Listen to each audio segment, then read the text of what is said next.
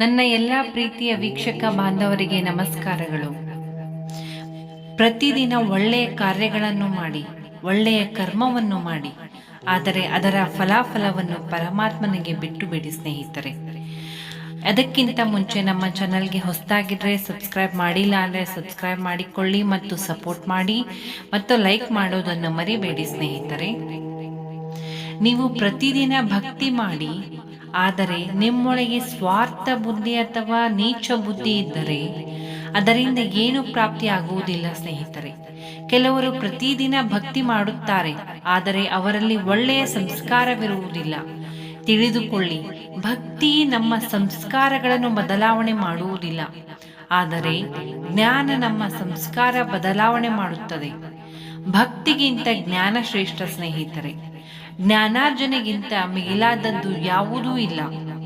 ನೀವು ಕೂಡ ನಿಮ್ಮ ಸಂಸ್ಕಾರ ಬದಲಾವಣೆ ಮಾಡಿಕೊಳ್ಳುವ ಆಸೆ ಇದ್ದರೆ ಪರಮಾತ್ಮನು ತೋರಿಸುವ ಜ್ಞಾನ ಮಾರ್ಗವನ್ನು ನಮ್ಮ ಜೀವನದಲ್ಲಿ ಅಳವಡಿಸಿಕೊಳ್ಳಬೇಕಾಗುತ್ತದೆ ಸ್ನೇಹಿತರೆ. ಪ್ರತಿದಿನ ಭಕ್ತಿ ಮಾಡಿ ಒಳ್ಳೆಯ ಕರ್ಮಗಳನ್ನು ಮಾಡದಿದ್ದರೆ ಯಾವುದೇ ಫಲ ದೊರಕುವುದಿಲ್ಲ ಸ್ನೇಹಿತರೆ.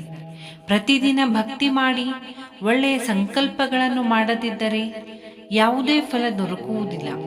ಪ್ರತಿದಿನ ಭಕ್ತಿ ಮಾಡಿ ಸಹಾಯ ಮಾಡುವ ಗುಣ ಇಲ್ಲದಿದ್ದರೆ ಯಾವುದೇ ಫಲ ದೊರಕುವುದಿಲ್ಲ ಸ್ನೇಹಿತರೆ.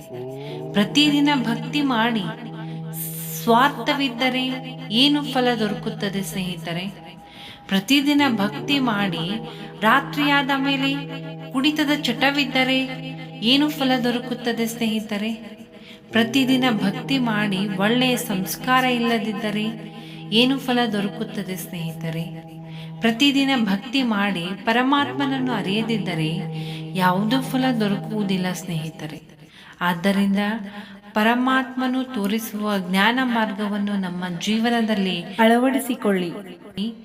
ಆಗ ಪ್ರತಿದಿನ ನೀವು ಒಳ್ಳೆಯ ಕರ್ಮವನ್ನು ಮಾಡಿ, ಒಳ್ಳೆಯ ಕಾರ್ಯಗಳನ್ನು ಮಾಡಿ, ಆದರೆ ಅದರ ಫಲಾಫಲವನ್ನು ಪರಮಾತ್ಮನಿಗೆ ಬಿಟ್ಟು ಬಿಟ್ಟಾಗ ಅದರ 10 ಪಟ್ಟು ನಿಮಗೆ ಒಳ್ಳೆಯದಾಗುತ್ತದೆ ಸ್ನೇಹಿತರೆ. ಈ ಒಂದು ವಿಡಿಯೋ ತಮಗೆ ಇಷ್ಟವಾದಲ್ಲಿ ಈ ಒಂದು ವಿಡಿಯೋನ ಲೈಕ್ ಮಾಡಿ, ಸಬ್ಸ್ಕ್ರೈಬ್ ಮಾಡಿ ಮತ್ತು ಶೇರ್ ಮಾಡಿ.